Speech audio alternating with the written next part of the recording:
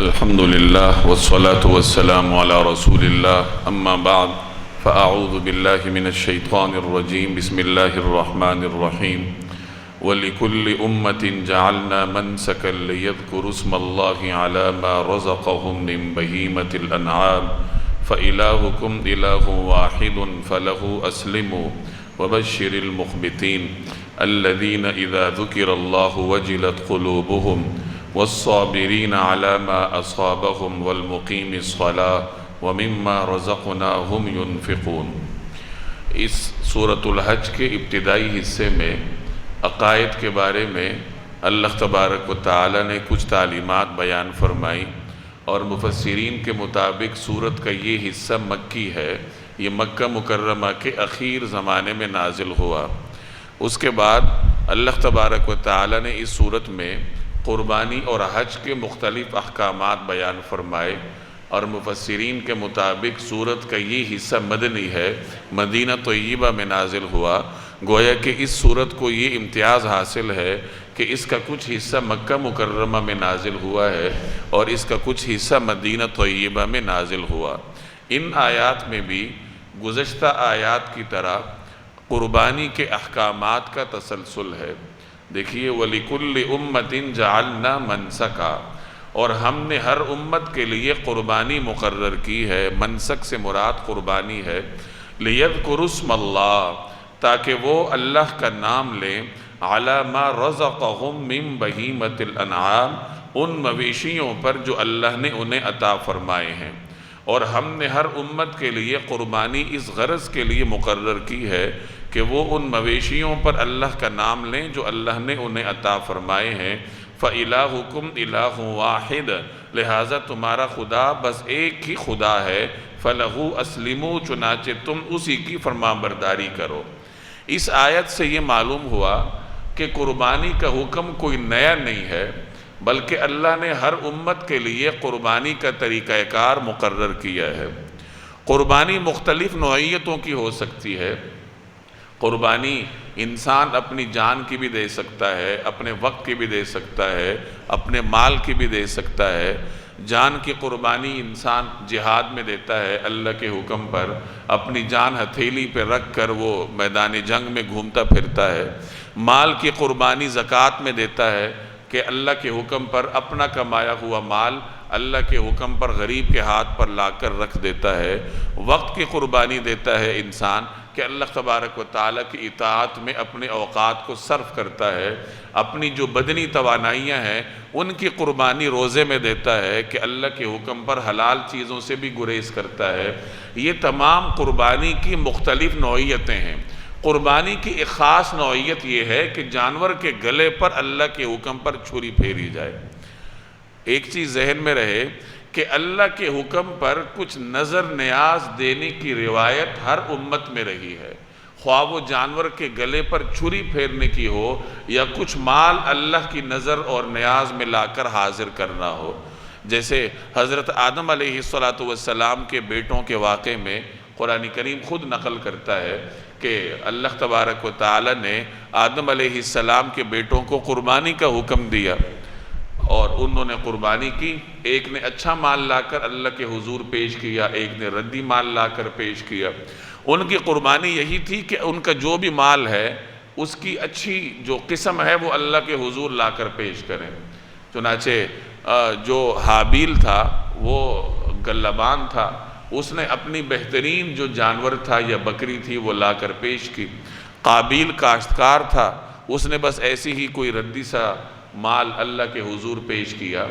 اس زمانے میں قبولیت کا جو نتیجہ ہے وہ بر وقت معلوم ہو جاتا تھا، اس طریقے سے کہ اللہ کے راستے میں جو بھی قربانی کا مال پیش کیا ہے، آسمانی آگ اگر اس کو کھا لیتی تو اس کا مطلب یہ تھا کہ قبول ہو گیا ہے، نہ کھائے تو اس کا مطلب یہ تھا کہ اللہ کو منظور نہیں ہے۔ تو حابیل کی قربانی اس طرح قبول ہو گئی، قابیل کی رد ہو گئی، دونوں کو پتہ بھی لگ گیا، تو قابیل نے حسد کرنا شروع کر دیا۔ تو عرض کرنے کا مقصد یہ ہے کہ اللہ کے حضور اپنا کچھ مال پیش کرنے کی روایت اس روئے زمین پر ابتدا سے رہی ہے۔ آدم علیہ السلام کے بیٹے اس روئے زمین کے اولین انسانوں میں سے تھے، اور اسی وقت سے قربانی کا طریقہ کار چلا آ رہا ہے۔ آج امت مسلمہ میں 10 ذی الحج کو اللہ کے نام پر جانور قربان کیا جاتا ہے، یہ اسی قربانی کی آخری شکل ہے۔ اسی طریقے سے حج کے موقع پر حاجی قربانی کرتے ہیں، دم شکر، یعنی حج کا شکر ادا کرنے کے لیے اللہ کے حضور خون بہاتے ہیں جانور کا، تو یہ بھی اسی قربانی ہی کا تسلسل ہے جو ہر امت میں اللہ نے مقرر کی ہے۔ قربانی کا ایک خاص طریقہ کار ہوتا ہے، وہ خاص طریقہ یہ ہے کہ جانور کے گلے پر چھری اللہ کا نام لے کر پھیری جائے۔ اللہ کا نام لیے بغیر اگر پھیری جائے گی تو وہ جانور سرے سے حلال ہی نہیں ہوگا، اس کو کھانا ہی جائز نہیں ہوگا، قربانی کا اجر تو بہت دور کی بات ہے۔ اور یہ جو مخصوص قربانی ہے 10 ذی الحج کی یا حج کے موقع پر جو حاجی قربانی کرتا ہے، یہ چند مخصوص جانوروں کی ہوتی ہے، گائے ہو یا بیل ہو، اسی طریقے سے بھیڑ بکری ہو یا دمبا ہو، اور اونٹ ہے یا اونٹنی ہے، یہ مخصوص جانور ہیں جن کی قربانی جائز ہے، جن کی قربانی ہو سکتی ہے، انہیں بہیمۃ الانعام کہا جاتا ہے۔ تو اس آیت میں اسی کا ذکر ہے کہ ہم نے ہر امت کے لیے قربانی مقرر کی ہے تاکہ وہ جانور پر اللہ کا نام لیں، اللہ کا نام لے کر اس کو قربان کریں۔ کون سا جانور؟ بہیمۃ الانعام، جو مویشی ہیں، یعنی جو اللہ تبارک و تعالی نے قربانی کے لیے مقرر کر رکھے ہیں، انہی میں سے کسی جانور کے گلے پر اللہ کا نام لے کر چھری پھیری جائے۔ ہر حلال جانور کی قربانی نہیں ہوتی، بہت سارے حلال جانور ہیں، ہرن حلال جانور ہے، اور بھی ہوں گے، لیکن ان کی قربانی نہیں ہوتی۔ قربانی اسی مخصوص گروپ کی ہوتی ہے جس میں اونٹ اونٹنی ہے، گائے بیل بھینس ہے، بھیڑ بکری دمبا ہے، اور اونٹ اور اونٹنی ہے۔ تو یہ جو 4 قسم کے طبقے ہیں جانوروں کے، ان کی قربانی ہوتی ہے۔ وَبَشِّرِ الْمُخْبِتِينَ، اور خوشخبری سنا دیجئے ان لوگوں کو جن کے دل اللہ کے آگے جھکے ہوئے ہیں۔ جھکے، مخبتین، اخبات کا مطلب یہ ہوتا ہے اپنا دل اللہ کے آگے جھکا کر رکھنا، اللہ کے آگے عاجزی اختیار کرنا، اور اللہ کے ہر حکم پر رضامند اور مطمئن رہنا، اس کو اخبات کہا جاتا ہے۔ اور جو آدمی اخبات کے درجے پر فائز ہوگا وہی قربانی کرے گا۔ اللہ کے لیے اپنا مال قربان کرنا، جانور قربان کرنا، اللہ کے لیے اپنے خون پسینے کی کمائی قربان کرنا، یہ اسی وقت ہوتا ہے جب دل میں اللہ کے لیے عاجزی ہو، اللہ کے حکم پر راضی رہنے کی توفیق نصیب ہو، جبھی آدمی قربانی کرتا ہے۔ تو فرمائے کہ مخبتین کو، یعنی جن کے دل اللہ کے آگے جھکے ہیں، انہیں خوشخبری دے دے۔ اگلی آیت میں مخبتین کے کچھ اوصاف کا ذکر ہے۔ الذین اذا ذکر اللہ، جن کا حال یہ ہے کہ جب ان کے سامنے اللہ کا ذکر کیا جاتا ہے، وجلت قلوبہم، تو ان کے دلوں پر رعب طاری ہو جاتا ہے۔ اللہ کے نیک بندوں کو اللہ کے ساتھ شدید درجے کی محبت ہوتی ہے۔ والذین آمنوا اشد حبا للہ، کہ جو اہل ایمان ہیں وہ اللہ کے ساتھ شدید درجے کی محبت کرنے والے ہیں، یعنی اللہ کا عشق اپنے سینوں میں لیے پھرتے ہیں۔ دنیا میں آپ دیکھتے ہیں کہ اگر کسی کو کسی انسان کے ساتھ بھی عشق ہو جائے تو اس کے سامنے جب اپنے محبوب کا نام لیا جاتا ہے تو اس کا رنگ متغیر ہو جاتا ہے، اس کا دل دھڑکنا شروع کر دیتا ہے، یعنی اس کے جذبات احساسات میں تیزی آ جاتی ہے۔ تو یہ تو عشق مجازی ہے۔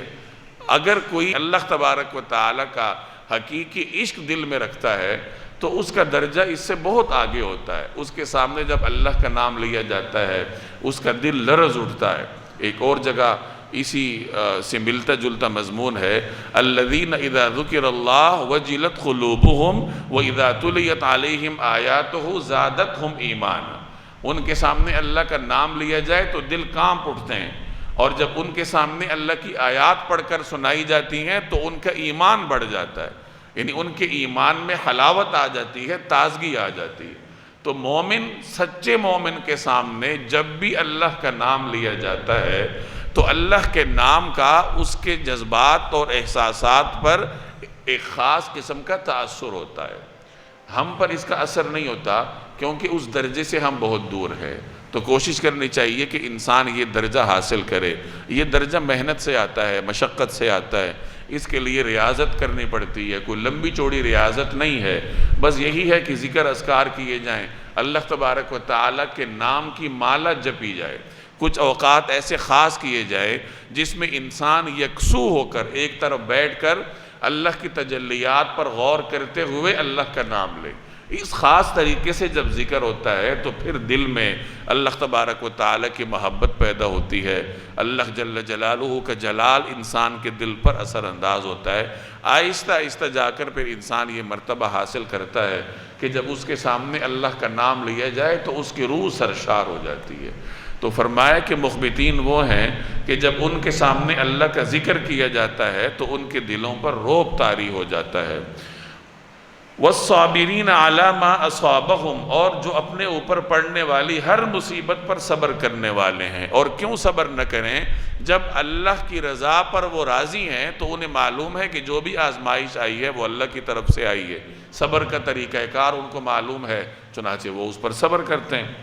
والمقیم الصلاۃ، اور نماز کو قائم کرنے والے ہیں، یعنی نماز کا نظام قائم کرنے والے ہیں، خود بھی نماز پڑھتے ہیں، اپنے گھروں میں نماز کا نظام قائم کرتے ہیں، اپنے اداروں میں نماز کا نظام قائم کرتے ہیں۔ اللہ تعالیٰ انہیں جہاں تسلط دیتا ہے تو وہ اپنے زیر تسلط علاقے میں اللہ تبارک و تعالیٰ کا نام لینے اور نماز لینے کا نظام قائم کرنے کی کوشش کرتے ہیں۔ صرف انفرادی طور پر اپنی نماز پڑھ لینا یہ کافی نہیں ہوتا، بلکہ مومن نماز کے نظام کو قائم کرنے کا پابند ہے۔ اب جہاں تک اس کا بس چلتا ہے، اپنے گھر پر تو ہر آدمی کا بس چلتا ہے، تو کم از کم درجے میں یہ ہونا چاہیے کہ گھروں میں نماز کا نظام قائم ہو۔ اسی طرح اپنے اپنے اداروں میں جہاں انسان کام کرتا ہے تو وہاں دعوت کے ذریعے، زور زبردستی سے نہیں، دعوت اور حکمت کے ذریعے نماز کے نظام کے قیام کی فکر کرنی چاہیے۔ اور اگر کسی آدمی کو اللہ نے کسی ادارے میں تسلط دیا ہے تو وہ حکم نامے کے ذریعے بھی نماز کا نظام قائم کر سکتا ہے کہ وہ نماز کے لیے وقفہ کر دیا کرے۔ اب کسی کو زبردستی تو نہیں پڑھا سکتا لیکن وقفہ تو کر سکتا ہے، تو وقفے میں یہ ہے کہ بہت ساروں کو توفیق ہو جائے گی کہ وہ نماز پڑھ لیں گے۔ وقفہ کرنے کے بعد لوگوں کو ترغیب دی جائے کہ وقفہ اسی مقصد کے لیے کیا جا رہا ہے کہ نماز پڑھ لیا جائے۔ تو کوشش کرنی چاہیے کہ جہاں انسان کا اثر رسوخ ہو تو اپنے اثر رسوخ اور وجاہت کو استعمال کرتے ہوئے نماز کے نظام کے قیام کی فکر کرنی چاہیے۔ وَمِمَّا رَزَقْنَاهُمْ يُنْفِقُونَ، اور جو رزق ہم نے انہیں دیا ہے اس میں سے خرچ کرتے ہیں۔ بار بار کہا جاتا ہے کہ رزق دینے والے ہم ہیں، انسان کے دل و دماغ میں بٹھایا جاتا ہے کہ تم خالی ہاتھ آئے تھے اور تمہارے بس میں صرف اتنا ہے کہ تم رزق کمانے کے اسباب اختیار کرو، محنت کرو، ان اسباب میں برکت ڈالنا، اس سبب میں اثر ڈالنا، یہ براہ راست اللہ کا کام ہے، اللہ کے حکم سے ہوتا ہے، انسان کے بس میں کچھ بھی نہیں ہے۔ آپ بازار میں مشاہدہ کرتے ہیں کہ دو آدمی ایک ہی لوکیشن پر دکانیں بناتے ہیں، ایک جیسی انویسٹمنٹ کرتے ہیں، ایک کی دکان چل پڑتی ہے، ایک کی دکان نہیں چلتی۔ تو یہ تو اللہ تبارک و تعالیٰ کے حکم سے ہوتا ہے کہ اللہ جل جلالہ کس کو کتنا رزق دیتا ہے۔ اور خوب سمجھ لیجئے کہ اس کے لیے کوئی قاعدہ قانون بھی نہیں ہے کہ نیک کو ملے گا اور بدکار کو نہیں ملے گا، ایسا بھی نہیں ہے۔ اللہ تبارک و تعالیٰ بغیر کسی قاعدے قانون کے محض اپنے فضل سے عطا کرتا ہے، جس کو جتنا چاہے اس کو عطا کر دے۔ بسا اوقات نیک اور متقی کو عطا نہیں ہوتا اور اس کے مقابلے میں کسی فاسق فاجر کو اللہ تعالیٰ جھولیاں بھر بھر کر اس کو عطا کرتا ہے۔ تو یہ اللہ کی اپنی مصلحتیں ہوتی ہیں کہ اس مومن کے لیے اللہ نے کچھ اور طے کر رکھا ہے اور اس فاسق کے لیے اللہ نے کچھ اور طے کر رکھا ہے۔ تو اللہ تبارک و تعالیٰ کا جو فضل ہے اس کے لیے کوئی قاعدہ قانون نہیں ہوتا، اللہ تعالیٰ اپنی مشیت سے جس کو جتنا چاہے وہ عطا کرتا ہے۔ وَمِمَّا رَزَقْنَاهُمْ يُنْفِقُونَ، اور جو ہم نے رزق ان کو دیا ہے اس میں سے اللہ کے راستے میں خرچ کرتے ہیں۔ وَالْبُدْنَ جَعَلْنَاهَا لَكُم مِّن شَعَائِرِ اللَّهِ لَكُمْ فِيهَا خَيْرٌ فَاذْكُرُوا اسْمَ اللَّهِ عَلَيْهَا صَوَافَ۔ وَالْبُدْنَ، اور قربانی کے اونٹ اور گائے کو، جعلناها لکم من شعائر اللہ، ہم نے تمہارے لیے ان کو اللہ کے شعائر میں شامل کیا ہے۔ لکم فیہا خیر، تمہارے لیے ان میں بھلائی ہے۔ بدنہ عام طور پر اونٹ کو کہا جاتا ہے، بڑا جانور ہے، لیکن چونکہ جس طریقے سے اونٹ میں 7 حصے ہوتے ہیں، گائے بیل بھینس وغیرہ میں بھی 7 حصے ہو جاتے ہیں، تو مفسرین نے یہاں بدنہ کے مفہوم میں اونٹ کے ساتھ گائے کو بھی شامل رکھا ہے کہ اونٹ اور گائے جو ہیں قربانی کے، ہم نے ان کو اللہ کے شعائر میں شامل کیا ہے، یعنی یہ شعائر اللہ میں ہے۔ شعائر اللہ کی تفسیر پچھلے درس میں گزر چکی ہے۔ شعار کہ جو اللہ تبارک و تعالیٰ کی عظمت کے لیے جن چیزوں کو مقرر کیا جاتا ہے، صفا ہے، مروہ ہے، حرم ہے، عبادات کے مختلف طریقے ہیں، اذان ہے، قربانی کے جانور ہیں، یہ سب شعار ہیں، شعائر اللہ میں سے ہیں۔ لکم فیہا خیر، تمہارے لیے ان میں بھلائی ہے، بھلائی ہی بھلائی ہے۔ بھلائی اس طریقے سے ہے کہ تم ذبح کرتے ہو، تمہیں ثواب بھی ملتا ہے اور گوشت بھی مل جاتا ہے۔ ایسا نہیں کہ گوشت کہیں جلانا پڑتا ہے، گوشت بھی تمہارے ہی پاس آتا ہے، تو بھلائی ہی بھلائی ہے، دنیا کی بھی اور آخرت کی بھی۔ فَاذْكُرُوا اسْمَ اللَّهِ عَلَيْهَا، چنانچہ ان پر اللہ کا نام لو صواف، جب وہ ایک قطار میں کھڑے ہوں، ایک صف میں کھڑے ہوں۔ یہ اونٹوں کا ذکر ہے۔ آپ جانتے ہیں کہ اونٹوں کو نہر کرنا افضل ہوتا ہے۔ نہر کرنے کا طریقہ یہ ہے کہ اونٹ کو کھڑا کیا جائے، اس کے ایک پاؤں کو باندھ دیا جائے، 3 پاؤں کے بل پہ اسے کھڑا کیا جائے اور اس کے حلقوم کے مقام پر نیزہ مارا جاتا ہے کھڑے کھڑے، اس کے حلق سے خون کا فوارہ نکلتا ہے اور جب وہ کمزور ہو جاتا ہے تو وہ پہلو کے بل گر جاتا ہے۔ تو اونٹ کو ذبح کرنے کی بجائے نہر کرنا افضل ہے اور باقی جانوروں کو ذبح کرنا افضل ہوتا ہے۔ جناب رسول اللہ صلی اللہ علیہ وسلم نے حجۃ الوداع کے موقع پر 100 قربانیاں کی تھیں، 100 اونٹ قربان فرمائے تھے۔ ان میں سے 63 اونٹ آپ صلی اللہ علیہ وسلم نے اپنے دست اقدس سے نہر فرمائے تھے اور باقی جو 27 اونٹ تھے وہ نبی کریم صلی اللہ علیہ وسلم کی جانب سے سیدنا علی رضی اللہ تعالی عنہ نے نہر فرمائے تھے۔ تو ایک قطار میں کھڑا کر کے اونٹوں کو نہر کیا جاتا ہے، تو یہاں اس کا ذکر ہے کہ جب وہ ایک قطار میں کھڑے ہوں تم نہر کرنے لگو تو اللہ کا نام لو۔ فَإِذَا وَجَبَتْ جُنُوبُهَا، پھر جب ان کے پہلو زمین پر گر جائیں، یعنی جب وہ کمزور پڑ جائے گا تو ایک جانب کو گر پڑے گا، وہ ذکر ہے کہ جب ان کے پہلو زمین پر گر جائیں فَكُلُوا مِنْهَا، تو ان میں سے کھاؤ۔ گرنے کا مطلب یہ ہے کہ جب گر جائیں اور اس کی جان مکمل طور پر نکل جائے۔ اگر جان نہ نکلی ہو اور گوشت کاٹنا شروع کر دیا جائے تو وہ ٹکڑا مردار کے حکم میں آتا ہے۔ جب جانور سے بالکل روح نکل جائے، وہ مکمل طور پر ٹھنڈا ہو جائے، اس کے بعد اس کی کھال اتارنا اور اس کا گوشت کاٹنے کی اجازت ہے۔ فَكُلُوا مِنْهَا، تو ان میں سے خود بھی کھاؤ، یعنی گوشت میں سے، وَأَطْعِمُوا الْقَانِعَ وَالْمُعْتَرَ، اور قانع اور معتر کو بھی کھلاؤ۔ قانع کا مطلب وہ محتاج ہے جو اپنی حاجت ظاہر نہیں کرتا، سفید پوش ہوتا ہے۔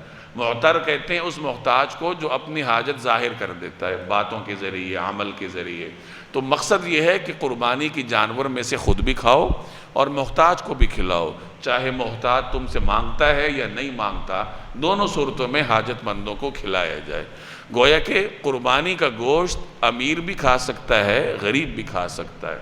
ایسا نہیں ہے کہ امیر کے لیے اس کا کھانا منع ہے۔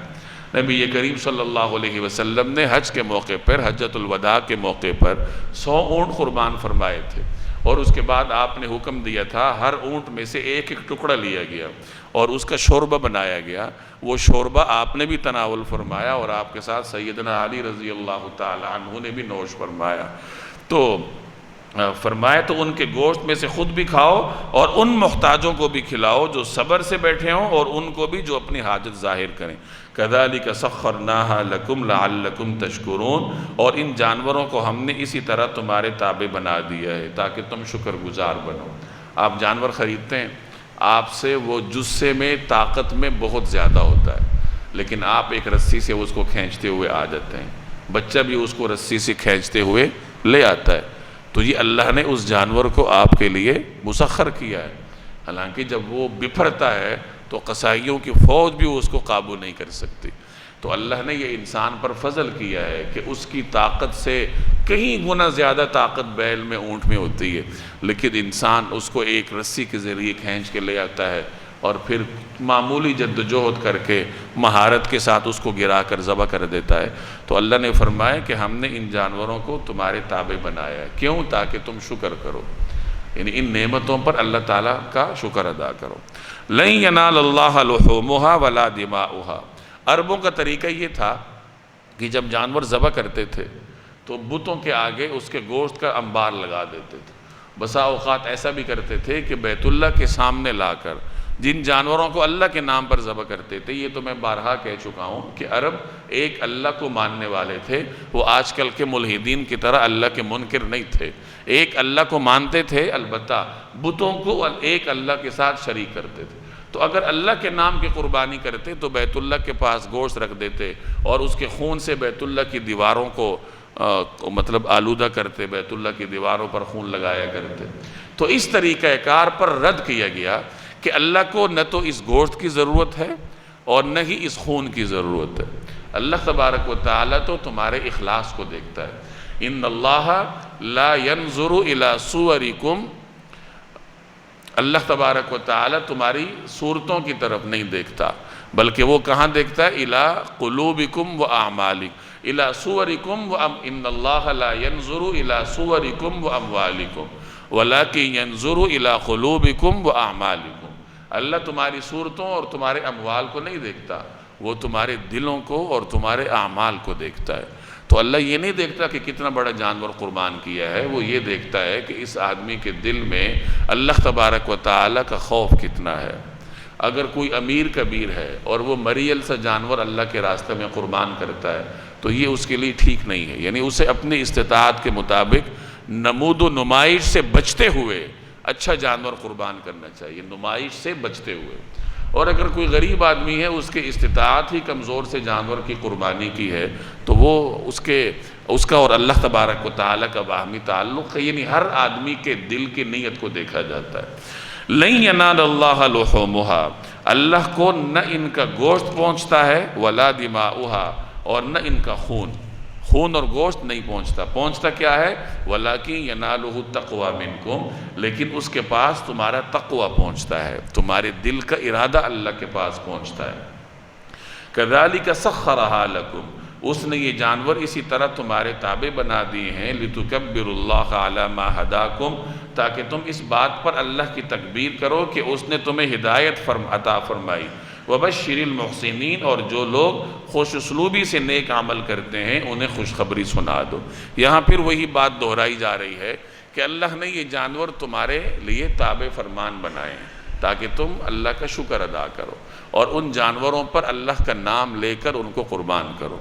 بسم اللہ اللہ اکبر، یہ یہاں سے لیا گیا ہے، پیچھے ہے نا لِيَذْكُرُوا اسْمَ اللَّهِ، اللہ کا نام لے کر جانور کو قربان کرو، تو اللہ کا نام یہاں سے لیا گیا کہ بسم اللہ، اور یہاں ہے لِتُكَبِّرُوا اللَّهَ، تاکہ تم اس بات پر اللہ کی تکبیر کرو، تو یہاں سے اللہ اکبر لیا گیا۔ تو اس طریقے سے بسم اللہ اللہ اکبر یہ پورا جملہ ہے جو جانور کی قربانی کے وقت پڑھا جاتا ہے۔ اور بعض روایات میں یہ آیت پڑھنے کا بھی ذکر ہے کہ انی وجہت وجہی للذی فطر السماوات والارض حنیفا وما انا من المشرکین، کہ میں یکسوئی کے ساتھ اپنا رخ خاص کرتا ہوں اس ذات کی طرف کہ جس نے زمین و آسمان کو پیدا کیا ہے اور میں مشرکین میں سے نہیں ہوں، یعنی اللہ کی بڑائی بیان کرتے ہوئے جانور کو قربان کرنا ہوتا ہے۔ وَبَشِّرِ الْمُحْسِنِينَ، اور جو لوگ خوش اسلوبی سے نیک عمل کرتے ہیں انہیں خوشخبری سنا دو۔ اب یہاں تک ایک مضمون پورا ہو گیا، بلکہ یہ دوسرا مضمون ہے۔ اس صورت میں ایک مضمون تو وہ تھا جس میں عقائد کا ذکر تھا، اس کے بعد ایک مضمون میں حج کے بارے میں، قربانی کے بارے میں مختلف احکامات بیان کیے گئے۔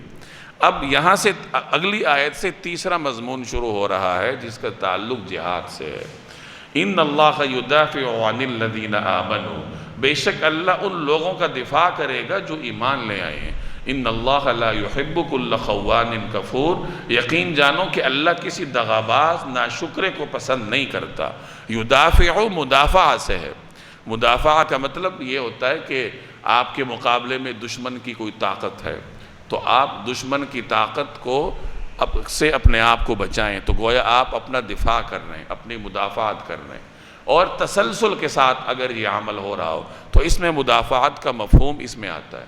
تو اللہ اہل ایمان کی مدافعات کرتا ہے، مطلب کہ اہل ایمان کے دشمن جب اہل ایمان پر حملہ آور ہوتے ہیں تو اللہ تعالیٰ اہل ایمان کی حفاظت کرتا ہے، اور ایسا اللہ مسلسل کرتا ہے، یعنی قیامت تک جب بھی اہل ایمان کے مقابلے میں دشمن اٹھے گا اور اہل ایمان واقعتاً اہل ایمان ہو تو اللہ تبارک و تعالی اپنے ایسے بندوں کی حفاظت کرتا ہے۔ اور اللہ حفاظت کیوں کرتا ہے؟ کیونکہ یہ حقیقی امانت دار لوگ ہیں۔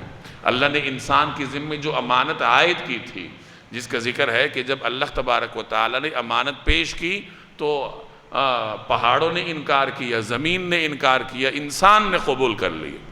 تو یہ جو امانت ہے، بار امانت ہے، اللہ کا پیغام آگے پہنچانا، روئے زمین پر اللہ کا نام لینا، اس امانت کی حفاظت اللہ کے نیک بندے کرتے ہیں تو اللہ ان کی حفاظت کرتا ہے۔ اور جو خائن ہیں، یعنی جو اس امانت میں خیانت کرتے ہیں کہ جو اللہ نے ایک امانت انسان کے سپرد کی تھی وہ اس کا انکار کرتے ہیں، تو ان سے بڑا خائن کون ہو سکتا ہے؟ ان سے بڑا انکار کرنے والا کون ہو سکتا ہے؟ تو اللہ کو ایسے لوگ پسند نہیں ہیں۔ اور جب ایسے لوگ اہل ایمان کے مقابلے میں آتے ہیں تو اللہ تعالیٰ پھر اہل ایمان کی حفاظت کرتا ہے۔ ان اللہ لا یحب کل خوان کفور، یقین جانو کہ اللہ کسی دغاباز ناشکرے کو پسند نہیں کرتا۔ اذن للذین یقاتلون بانہم ظلموا، اذن اجازت دی جاتی ہے، اجازت دی گئی کن کو؟ للذین یقاتلون، کہ جن سے جنگ کی جا رہی ہے۔ اجازت کیوں دی جا رہی ہے؟ بانہم ظلموا، کیونکہ ان پر ظلم کیا گیا، یعنی اب ان کو بھی اپنا دفاع کرنے کی، ہتھیار اٹھانے کی اجازت ہے۔ جن لوگوں سے جنگ کی جا رہی ہے انہیں اجازت دی جاتی ہے کیونکہ ان پر ظلم کیا گیا ہے۔ وَإِنَّ اللَّهَ عَلَىٰ نَصْرِهِمْ لَقَدِيرٌ، اور یقین رکھو کہ اللہ ان کو فتح دلانے پر پوری طرح قادر ہے۔ مسلمان جب تک مکہ میں تھے انہیں دشمن کے مقابلے میں ہتھیار اٹھانے کی اجازت نہیں تھی۔ کفوا ایدیکم واقیموا الصلاۃ، انہیں حکم تھا کہ اپنے ہاتھ روکے رکھو، نماز قائم کرو، یعنی اپنے عقائد پر توجہ دو، اپنی اخلاقیات پر توجہ دو، اپنی شخصیت کو کی پرورش کرنے کی طرف توجہ دو، اپنی شخصیت کو بھی نکھارو۔ یہ مکی زمانے کا پورا مسلمانوں کو حکم تھا۔ 13 سالہ مکی زمانے میں مسلمانوں کو قریش کے مظالم کا جواب دینے کی اجازت نہیں تھی۔ بعض مواقع پر صحابہ حاضر بھی ہوئے، حضرت عبد الرحمن بن عوف حاضر ہوئے اور انہوں نے عرض کیا کہ یا رسول اللہ، یہ جس طرح یہ لوگ ہماری تذلیل کر رہے ہیں، جب ہم مشرک تھے تو اس وقت تو یہ صورتحال نہیں تھی، اب ہم جب دین میں داخل ہوئے ہیں تو پھر یہ صورتحال ہے کہ یہ ہر طریقے سے ہماری تذلیل کر رہے ہیں، یعنی ہمیں اجازت دیجئے کہ ہم ان کو جواب دیں۔ نبی کریم صلی اللہ علیہ وسلم نے فرمایا کہ نہیں، ابھی مجھے ہتھیار اٹھانے کی اجازت نہیں دی گئی۔ بیعت عقبہ کے موقع پر جب اہل مدینہ حاضر ہوئے اور پہلی مرتبہ انہوں نے بیعت کی، دوسری بیعت عقبہ کے موقع پر، اور جب یہ طے ہوا کہ نبی کریم صلی اللہ علیہ وسلم اب ہجرت فرما کر مدینہ تشریف لے جائیں، تو اس ملاقات میں ایک انصاری صحابی حضرت عباس بن عبادہ نے عرض کیا کہ یا رسول اللہ، اگر آپ حکم دیں تو ہم اہل مینا پر ٹوٹ پڑتے ہیں۔ مینا میں حج کا اجتماع تھا اور سارے مشرک تھے، تو انہوں نے عرض کیا کہ آپ اگر اجازت دیتے ہیں تو ہم اپنی تلواریں لے کر ان پر ٹوٹ پڑتے ہیں۔ تو نبی کریم صلی اللہ علیہ وسلم نے فرمایا کہ نہیں، ابھی مجھے اس کی اجازت نہیں دی گئی۔ تو اس مکی زمانے میں جہاد کی اجازت نہیں تھی۔ مدینہ طیبہ میں اللہ تبارک و تعالیٰ نے پھر یہ آیت نازل کی اور مسلمانوں کو اپنے دفاع میں ہتھیار اٹھانے کی اجازت دی گئی۔ یہاں صرف اجازت ہے، اور پھر تھوڑے عرصے کے بعد باقاعدہ حکم آیا وَقَاتِلُوهُمْ حَتَّى لَا تَكُونَ فِتْنَةٌ اقتلوہم حیث ثقفتموہم، کہ ان سے قتال کرتے رہو جب تک فتنہ ختم نہیں ہوتا، جہاں ان کو پاؤ قتل کرو۔ اس قسم کے احکامات بعد میں نازل ہوئے، یعنی پہلے اجازت ملتی ہے اور اس کے بعد باقاعدہ حکم آتا ہے کہ اللہ کے کلمے کو بلند کرنے کے لیے تلوار اٹھاؤ اور میدان میں جاؤ۔ اب آگے اس کا ذکر ہے کہ یہ جو دفاع کی اجازت ملی ہے، ہتھیار اٹھانے کی اجازت ملی ہے، یہ کیوں ملی ہے؟ الذین اخرجوا من دیارہم بغیر حق الا ان یقولوا ربنا اللہ، یہ وہ لوگ ہیں جنہیں صرف اتنی بات پر اپنے گھروں سے ناحق نکالا گیا ہے کہ انہوں نے یہ کہا تھا کہ ہمارا پروردگار اللہ ہے۔ مہاجرین کو اپنے گھروں سے نکالا گیا، ان کا قصور کیا تھا؟ یہی کہ وہ اللہ کو ایک مانتے تھے، وہ یہ کہتے تھے کہ قولوا لا الہ الا اللہ تفلحوا، کہہ دو کہ اللہ ایک ہے فلاح پا جاؤ گے۔ تو اللہ کو ایک ماننا یہ ان کا جرم بنا دیا گیا اور ان کو مکہ سے نکلنے پر مجبور کیا گیا۔ اور ایسے ظالمانہ طریقے سے بعض صحابہ کے بڑے دردناک واقعات منقول ہیں۔ حضرت صہیب رومی رضی اللہ تعالیٰ عنہ یہ پردیسی تھے، باہر سے آئے تھے، انہوں نے مکہ مکرمہ میں محنت مزدوری کی، تجارت کی اور خون پسینے سے مال کمایا۔ تو جب یہ ہجرت کرنے لگے تو کفار آڑے آ گئے اور کہا کہ تم تو خالی ہاتھ ہمارے ہاں آئے تھے، ہمارے پاس رہ کر تم نے مال کمایا ہے، تو اگر تم نے محمد صلی اللہ علیہ وسلم کی غلامی میں جانا ہے، مدینہ جانا ہے، تو یہ مال یہاں واپس کرو۔ اب یہ تو کسی قاعدے قانون میں نہیں ہے نا کہ آپ نے اگر کہیں مال کمایا ہے تو اس علاقے والے آپ سے کہیں کہ واپس کرو، تم نے ہمارے علاقے میں کمایا۔ لیکن قریش مکہ نے ہر قسم کی اخلاقیات کو پامال کرتے ہوئے ان سے کہا میں واپس کرو۔ انہوں نے کہا یہ لو، سب مال دے دیا اور بالکل ہر چیز سے قلاش ہو کر مدینہ طیبہ جا کر حاضر ہو۔ حضرت ام سلمہ رضی اللہ تعالی عنہا، ان کے خامند حضرت ابو سلمہ تھے اور ان کے ایک بیٹے تھے جن کا نام سلمہ تھا۔ جب یہ ہجرت کرنے لگی تو ان کے جو گھر والے تھے، حضرت ام سلمہ کے گھر والے، وہ آ گئے اور ابو سلمہ سے کہنے لگے کہ اگر تم نے ہجرت کرنی ہے تو کرو، لیکن ہماری بیٹی کو نہیں لے کے جا سکتے۔ تو حضرت ام سلمہ کو خاوند سے جدا کر دی۔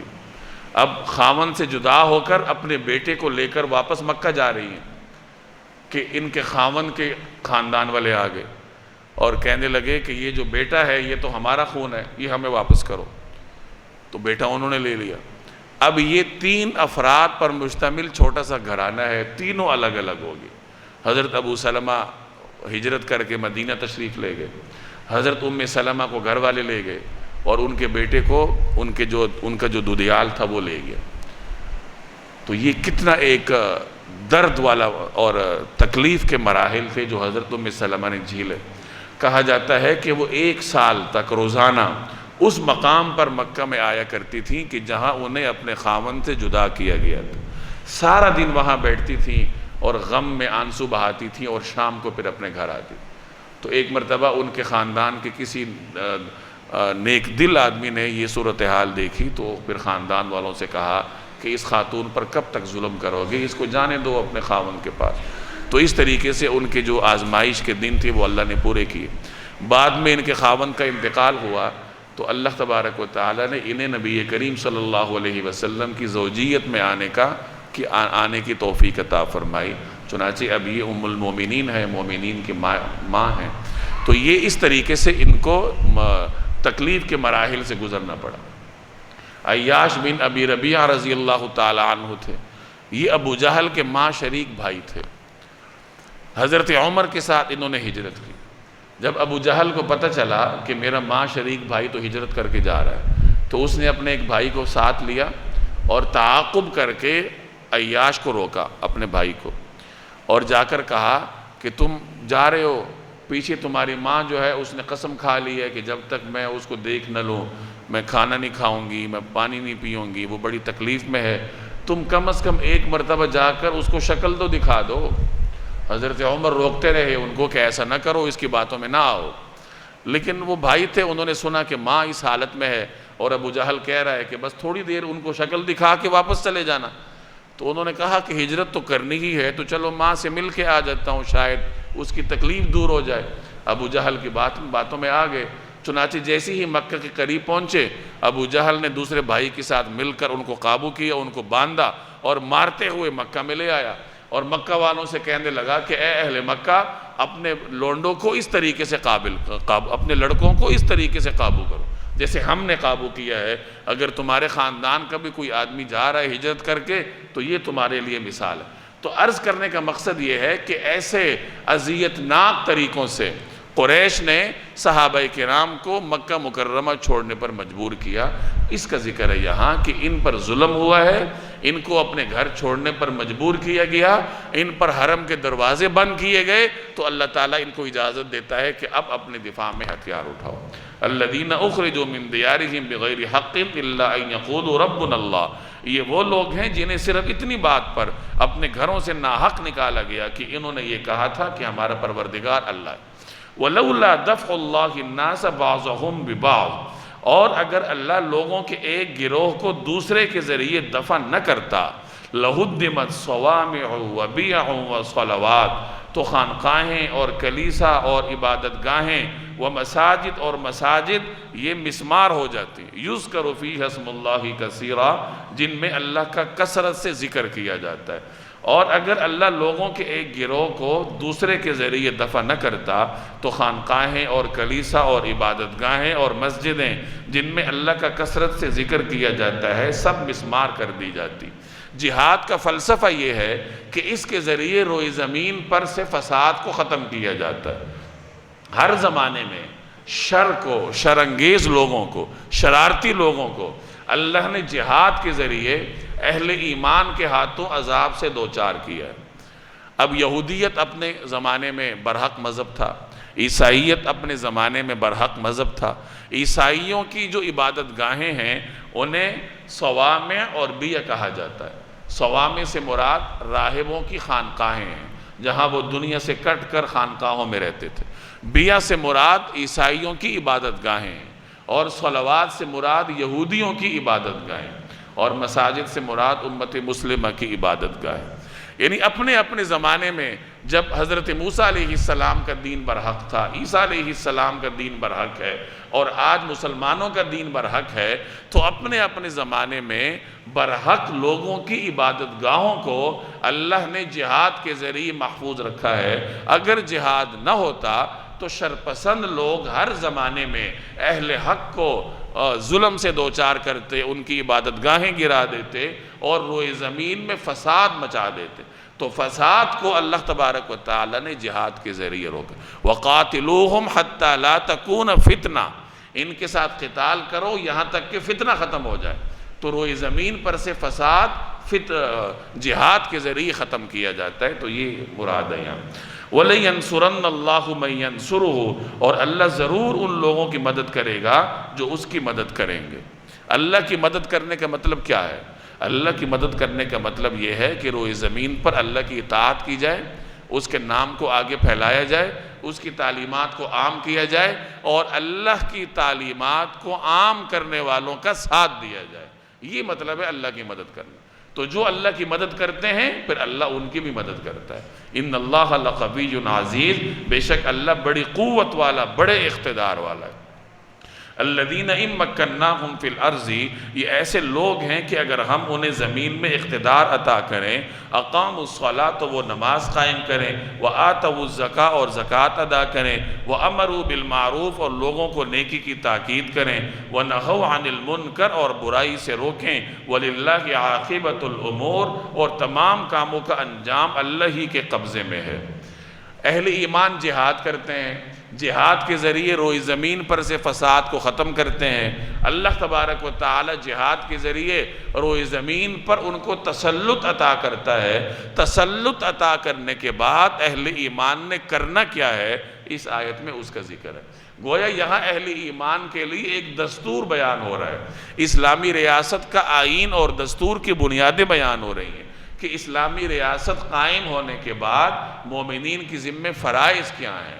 الذین ان مکناہم فی الارض، کہ اگر ہم ان لوگوں کو زمین میں اقتدار عطا کریں، ان کا پہلا فرض کیا ہوگا؟ اقاموا الصلاۃ، نماز قائم کریں۔ وہی بات کہ خود بھی نماز پڑھیں، نماز کے نظام کو قائم کریں۔